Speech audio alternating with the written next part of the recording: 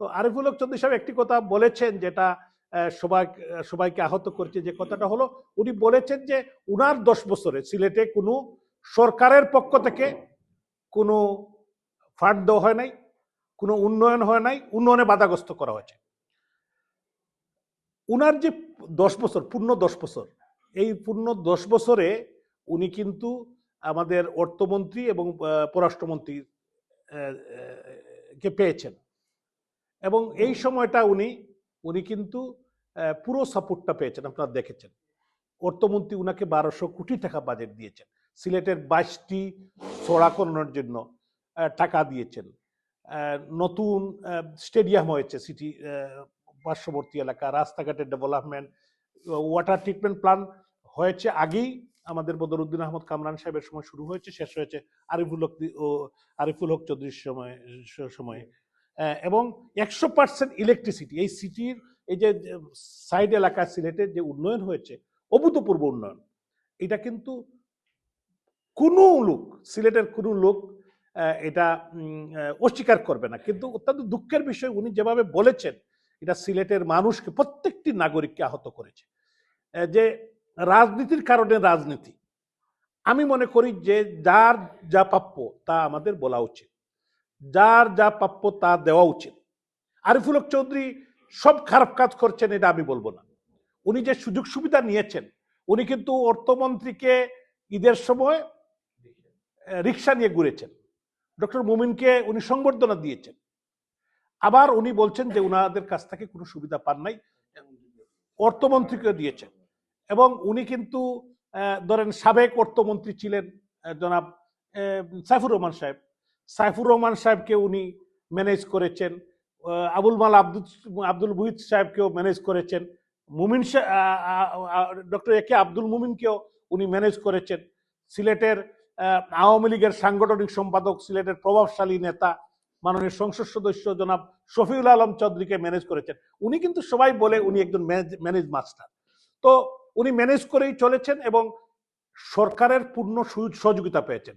সরকার উনাকে সহযোগিতা করছে বলেই উনি যে রাস্তাঘাটের ভাঙচুর করেছেন, হকার উচ্ছেদ করেছেন, সরকারের সহযোগিতা নিয়ে করেছেন। এটাকে ওনাকে স্বীকার করতে হবে, সিলেটের মানুষ স্বীকার করে।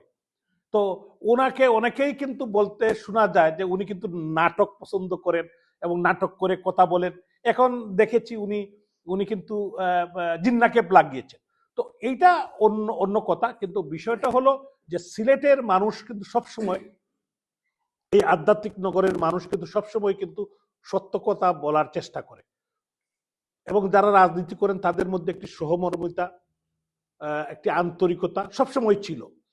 দেখেন উনি বিএনপির মেয়র হয়েও বিএনপি থেকে নির্বাচিত হয়েছেন, কিন্তু আওয়ামী লীগের মন্ত্রী যারা, সম্মানিত মন্ত্রী যারা হয়েছেন, এবং প্রধানমন্ত্রী নিজেও উনার মাকে নিয়ে উনি প্রধানমন্ত্রীর সাথে দেখা করেছেন এবং উনাকে সাপোর্ট করে এসেছিলেন। প্রধানমন্ত্রী কিন্তু দেখেই রেখেছেন, এবং সমস্ত একনেকে 1200 কোটি টাকা একসাথে সিলেট সিটি কর্পোরেশনকে দেওয়া হয়েছিল।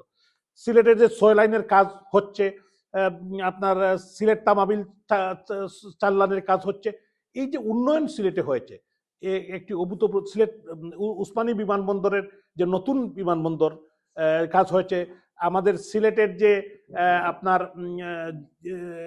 নতুন একটি স্টেডিয়াম হয়েছে দৃষ্টিনন্দন, এটা কিন্তু বিশ্বের খুব কম দেশে কিন্তু এরকম দৃষ্টিনন্দন স্টেডিয়াম আছে। তো এটা কিন্তু অস্বীকার করার কোনো সুযোগ নেই। সিটি কর্পোরেশনের যেখানে কুকুর তারপরে বিড়ালটা হাঁটতো, এখানে উনি স্পিডবোট নিয়ে উনি চালিয়েছেন, উনি দেখিয়েছেন। কেন? ওনার সাপোর্ট ছিল, অর্থমন্ত্রী, পররাষ্ট্রমন্ত্রী, এখানে গভর্নমেন্টের সাপোর্ট থাকার কারণেই কিন্তু এটা সম্ভব হয়েছে। তো আমি মনে করি যেটা ওনারা, আজাদুর রহমান আজাদ ওনার সাথে কাউন্সিলর ছিলেন, যদিও হিরণ মাহমুদ দীপু সাহেব উনি পরবর্তীতে আমরা একসাথে নির্বাচিত হয়েছি। আমাদের আর ডক্টর আরমান আহমদ শিপলু আছেন, ওনার পিতা তো 2 বার মেয়র ছিলেন, উনি তো সবকিছুই দেখেছেন কাছে থেকে। তো আমি বলতে চাই যেটা হলো যে আমরা সত্যকে সত্য, সাদাকে সাদা, কালোকে কালো বলবো। এটাই আমরা বলতে চাই যে সিলেটে আওয়ামী লীগের যে উন্নয়ন, আমি উনাকে একটি কথা বলতে চাই, উনি বা উনারা যারা মন্ত্রী হয়েছেন বা বিএনপি থেকে এমপি নির্বাচিত হয়েছেন, তারা কিন্তু একটি প্রেস কনফারেন্স করার জন্য আপনাদের মাধ্যমে, সাংবাদিক বন্ধুদের মাধ্যমে করে, যে আগে কি হয়েছিল বিগত 15 বছর 20 বছর, আওয়ামী লীগ কিন্তু 20 বছর ছিল, 20 বছর 5 মাস ছিল, এই 20 বছর 5 মাসে কি উন্নয়ন হয়েছে, কি পদক্ষেপ নেওয়া হয়েছে, আর এখন থেকে তারা আগামী 5 বছর তারা কি করতে পারে। এখন যে উন্নয়ন, যে উদ্বোধন তারা করছে সবই তো আওয়ামী লীগের উন্নয়ন, মাননীয় প্রধানমন্ত্রী শেখ হাসিনার উন্নয়ন। এটা তো অস্বীকার করার কোনো সুযোগ নাই। সাংবাদিক সাংবাদিক বন্ধুরা যারা এসেছেন সবাইকে ধন্যবাদ। আপনাদের কাছে আমরা কৃতজ্ঞ যে আপনারা কষ্ট করে এসেছেন, এবং বিশেষ করে আমাদের যারা নেতৃবৃন্দ, বিশেষ করে ছাত্রলীগ, যুবলীগ বা আমাদের যুক্তরাজ্য আওয়ামী লীগের নেতৃবৃন্দ, সবার কাছে কৃতজ্ঞ যে আপনারা উপস্থিত হয়েছেন।